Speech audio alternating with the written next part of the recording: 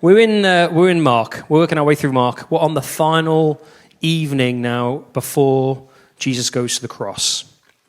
And so we're in Mark 14. I don't know, maybe some of you saw this when it made the news last year, but there was a well-known YouGov survey in America. It was conducted in, 2021, it's not last year, and it went viral. It was kind of an infamous survey. And this is the question that was put to some American men. I'm not picking on the Americans because I'm sure it would be a similar stat here. But the results are hilarious. The question was, Americans... So which animals they thought you could beat in hand-to-hand combat? So which animal do you think you could beat in a fight, basically? And the results were hilarious. Pre-warning, there's some dramatic slides here to demonstrate the survey. And I'll use the dramatic pictures just to show you how silly these findings were. So 30% of men, American men, believed that they could defeat a medium-sized dog in a fight. Put your hands up if you think you could beat a medium-sized dog in a fight. Ben's there. Well done, Ben. If I had to, no. Yeah, not that you'd want to get into a fight with them. Okay, 30%. Not quite here. Okay. I'm looking for your hand here, Ben. 17% thought they could beat a chimpanzee, which is wildly unrealistic because chimpanzees are terrifyingly strong. Hand-to-hand combat, no weapons. Isn't that incredible? I've got one more for you, and you're going to be amazed at this. 6% thought they could take down a grizzly bear, which, of course, is completely ridiculous. Yeah. That is not too exaggerated, I don't think. Bears can actually get that big. The bear was smiling. 6% of men thought they could beat a grizzly bear if they had to in a fight. Isn't that mad? And here's the truth. Even if we're not confident of beating a bear in hand-to-hand combat, we all like to think we're stronger than we really are. Either physically, emotionally, or spiritually even. Hang on, Reese. No, I don't think I'm strong. What are you talking about? I'm weak and I'm feeble. But I might say back to you, well, perhaps, maybe your actions might say otherwise. How? Well, the way that you try to handle trials that you face, it's not true for everybody, but something to reflect on. The way you handle trials by yourself without God proves it. Proves that you have an overconfidence in your own strength. And just like the 6% of the men who thought they could beat a grizzly bear, most of us assume that we can handle whatever comes our way. Or we should be expected to handle every test that comes our way. We've got this. I've got this, you think. And do you know what? Peter thought the same, and the disciples did too. I imagine that if Peter was surveyed, he would have put himself in the category where he could have beat a bear. Peter was confident. Nico, could you beat a bear, do you think? A chimpanzee? A dog? A medium-sized dog? Yes. Peter felt confident in his own strength, but Jesus knew better. And here's the question for us to think about today. What happens when you fail? When you don't live up to your own words? When fear wins? What happens when your confidence in yourself starts to crumble? More importantly, how does Jesus respond when you stumble? Does he reject you? Does he turn away? Or does he already know your weakness? And has he already made a way for you to come back? That's what we're looking at today in Mark 14. So, what just happened? Before we read verses 26 to 31, let's kind of set ourselves in the moment. It's late. The night is still. We've had that drama in the Passover where Judas, the betrayer, leaves the room, and Jesus brings about the new covenant that we looked at last week. And so they finished the Passover meal, they sung a hymn, and that meal was transformed into the Lord's Supper. Judas has gone. He slipped away into the darkness to betray Jesus. Now, Jesus leads the remaining 11 disciples towards the Mount of Olives. This is the night before his crucifixion. Within hours, he will be arrested. The disciples have no idea how quickly their world is about to fall apart. And as they walk with Jesus, he speaks to them. He makes a prediction that will really shake them up. So as we read these verses, I want you to look out for three things, okay? First of all, look out for Jesus' prediction. What does he say will happen? 2, look out for Peter's response. How does he react? And Jesus' warning. How does he challenge Peter's confidence? Let's read it. I've got it on the screen, but if you have a Bible, that'd be better. What's the page number of the blue Bibles? 1020, yes. Same as last time. Okay, I'm going to read it then. When they had sung a hymn, they went out to the Mount of Olives, and Jesus said to them, "You will all fall away, for it is written, I will strike the shepherd, and the sheep will be scattered. But after I've risen, I will go ahead of you into Galilee." Peter declared, "Even if all fall away, I will not." "Truly I tell you," Jesus answered, "today, yes, tonight, before the rooster crows twice, you yourself will disown me 3 times. But Peter insisted emphatically, "Even if I have to die with you, I will never disown you." And all the others said the same. So Jesus knows what's coming. He knows his disciples will scatter. He knows Peter will fall. But even before their failure, he speaks of restoration. Peter, however, is certain he won't fail. He overestimates his own strength. So how does Jesus respond? Jesus he's not mucking about here, is he? He's not saying, "Oh, I think you might fail." He speaks with absolute certainty. He says, "You will all fall away." Verse 27. Not some of you, not a few of you might struggle. No, all of them will fall. 3 years following Jesus, watching him do the things he's done, saying the things he said. Yet when it came to the crunch point, they all fall away.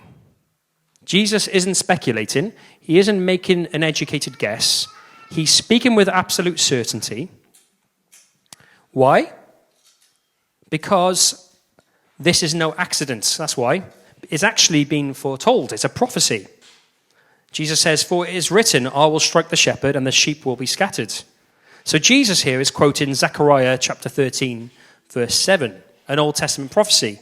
You see, in Zechariah's day, God spoke of a shepherd, one who would be struck by God himself, and when the shepherd fell, the sheep would scatter in fear. And Jesus is applying that to himself. He is the shepherd.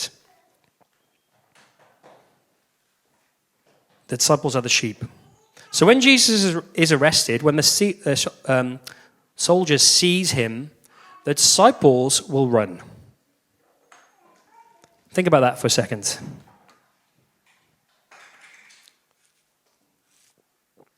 Before they even realize they will fall, Jesus already knows. Before they even realize they'll fall, Jesus already knows. Before Peter even speaks a word, Jesus already sees his denial. Before fear grips them, Jesus knows they will flee. And yet, he doesn't reject them. He doesn't say, "You will all fall away, so I'm done with you." He doesn't say, "You will all fall away, so I'm going to find myself new disciples." No, look what he says next. He says, "But after I have risen, I will go ahead of you into Galilee." Do you see it? Jesus already has a plan for restoration. Even before they fall, he speaks of what comes after.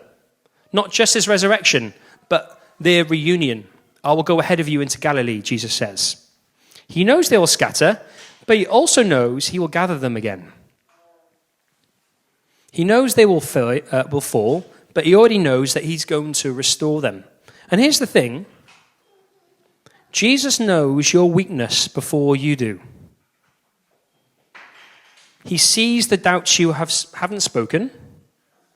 He knows the temptations you think you can handle. He sees the fear that will rise up when pressure comes. And yet, he doesn't reject you. Before your failure even happens, he's already made a way back.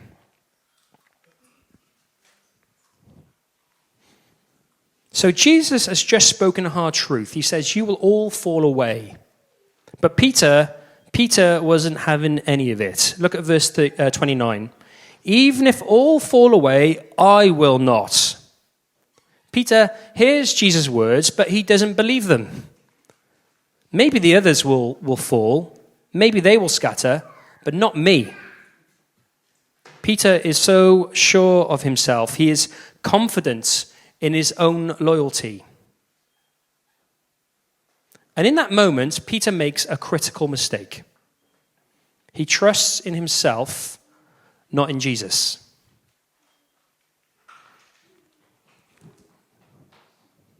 Peter thinks his devotion is unshakable. He assumes his love for Jesus is strong enough to withstand anything. But here, this is the main point here. His confidence is in the wrong place. Do you get it? His confidence is in the wrong place. Peter believes his commitments will hold him. Peter believes his willpower will keep him standing. Peter believes his love is strong enough. Do you see? He's trusting in himself, not in Jesus.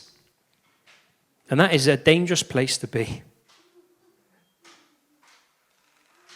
Jesus corrects Peter with a very specific warning. Look at verse 30. Truly I tell you today, yes, tonight, before the rooster crows twice, you yourself will disown me 3 times. Jesus doesn't just say you will fall. He gets very specific, doesn't he? He says, tonight, before the morning, 3 times, Peter. And Peter, who thinks he will die for Jesus, will instead deny even ever knowing him. But Peter doubles down. He doesn't believe it still. Verse 31, even if I have to die with you, I will never disown you. He's determined. See, he's got self-determination. He's got a love for Jesus, and he thinks, that's enough. I'm determined in myself that I will not fail. We make the same mistake all the time, by the way. We think our love for Jesus means that we in our own strength is what we need not to fall and not to fail. Peter is determined. He won't fail. And all the others said the same, it says. All the others said the same. It wasn't just Peter. Every single one of them believes they are strong enough. They trust in their own loyalty. They trust in their own devotion. But they don't see what Jesus sees. So here's a question. If we're honest, do we do the same thing?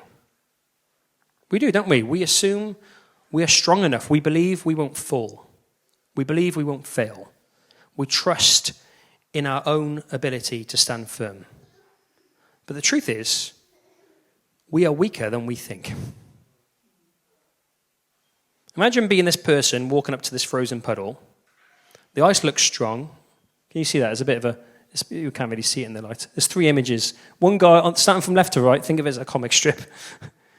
The ice looks strong. Surely it will hold beneath my feet. You can't tell there, but it's frozen over. And so what does he do? He jumps on this frozen puddle. But then he hears a crack. It wasn't as safe as he thought. And the ice wasn't as thick as it seemed, and the puddle wasn't as shallow as he thought. And so it was quite a funny moment, sadly. We shouldn't laugh at people like that, but I did. So that's Peter, okay? That's Peter, that's us. We assume we can stand, But when the pressure comes, when the test arrives, sometimes we crack. And guess what? Jesus knows it. And that's why self-confidence is dangerous for us as Christians. Peter made his bold claim. But when the moment of testing arrives, what will he do? What will happen when fear grips him? How will he respond when everything is on the line?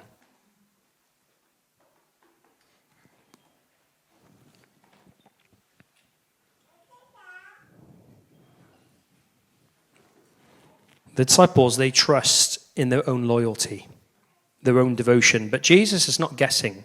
He knows them better than they know themselves. But here's the thing. Peter's words, they sound noble, don't they? Never Jesus. They sound noble. But they reveal something deeper. A dangerous self-reliance. He assumes his own strength will carry him. He assumes his own devotion will keep him standing. He assumes his love for Jesus is enough. But self-confidence is not the same as faith. It's actually the opposite. It's easy to declare loyalty when there is no cost, when we're not under pressure, when we don't face trials. What happens when faithfulness means suffering? What happens when standing with Jesus feels no longer safe? Peter doesn't realize it yet, but he's not as strong as he thinks. And neither are we. We assume we will be faithful. We assume we would never deny Christ. We assume we are ready for the test. But Jesus knows our weaknesses before we do. And that's why we can't put confidence in ourselves. We never should. Proverbs 16, a famous proverb, Proverbs 16 verse 18 says, "Pride goes before destruction, and a haughty spirit before a fall." And Paul writes in 1 Corinthians 10 verse 12, he says, "If you think you are standing firm, be careful that you don't fall." Peter thinks he is standing firm, but Jesus knows the truth. Peter's faithfulness will collapse, but Jesus' faithfulness will never collapse. And that is the gospel. That's the gospel. When we fail, Jesus never will. Your relationship with Christ is not built on your performance. It's built on his grace. Even when you waver, even when things go wrong, he remains steady. Even when you are weak, he remains strong. Even when you fail, he remains faithful. Look at verse 28 in your Bibles, because I haven't got the slide. He says this, "But after I have risen, I will go ahead of you to Galilee." Even before Peter stumbles, Jesus is already preparing to meet him again. Peter is focused on his own commitments. Jesus is focused on his resurrection hope. Peter is thinking about what he can do for Jesus. Jesus is thinking about what he will do for Peter. So when you feel unworthy, remind yourself, my hope is not in myself. Thank goodness. My hope is in my faithful Jesus. Peter is certain he will never fail, but Jesus is certain that he will. Well, who is right? What happens? The night is over. The night is not over. The test is still to come. The pressure will rise. What will Peter do? I'm pretty sure most of us in the room will know what happens. Will his confidence hold? Will his loyalty remain? Or will Jesus' words prove true? Well, that's where we leave Peter today in this reading. That's for a future sermon. But here's what we know, and this is a spoiler alert. Jesus is always right. And if Jesus is right about Peter's weakness, he's also right about his faithfulness. Your weakness is real, but Jesus' grace is greater. Your strength, my strength, will fail, but Jesus will never fail. So where will you put your confidence? You've got your love, you've got your devotion for Jesus. The next step is, where will you put your confidence? In yourself?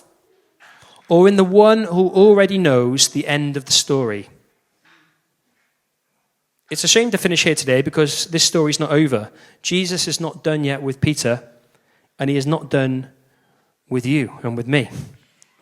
So how should we respond to this passage? What should change in our life when we look at this situation? There's 3 responses that we could think about today. First of all, recognize your weakness and depend on Christ. Peter thought he was strong. He believed his devotion would hold him. Why? Because he was relying on himself, not on Christ. And we do the same thing. We think we are strong enough to resist temptation. We think our faith is unshakable. We think we can handle our life on our own, but we can't. Jesus says in John 15 these brutal but fair words. He says this in John 15 verse 5. Apart from me, you can do nothing. Not apart from me, you can do some things. Apart from me, you can do a few things. No, apart from me, you can do nothing. The strength to stand comes from Christ, not from you. So each morning, start your prayer with, Lord, I'm weak. Keep me from falling. I need you. Second thing, when you are tested, trust Jesus more than you trust yourself. Peter was convinced, even if all fall away, I will not. His confidence was in himself, and this is where he went wrong. Self-confidence is dangerous when it replaces dependence on Christ. Peter believed his commitment would hold him. Peter believed that his loyalty would carry him through. Peter believed his love for Jesus was enough. But Peter was trusting in Peter. Peter was not trusting in Jesus. Peter was trusting in himself, and that is not enough. Christians today, it's not enough to back yourself. I love Jesus so much I'll never stumble.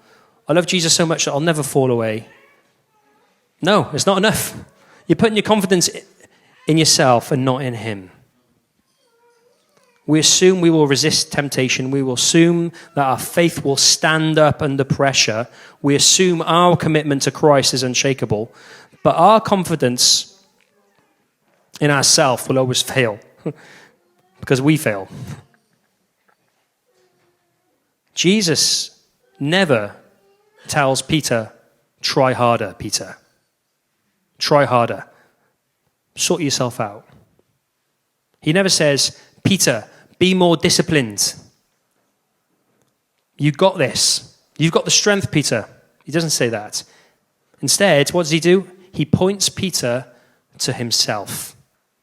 The problem is not that Peter is weak. The problem is that Peter thinks he is strong. And here's the danger.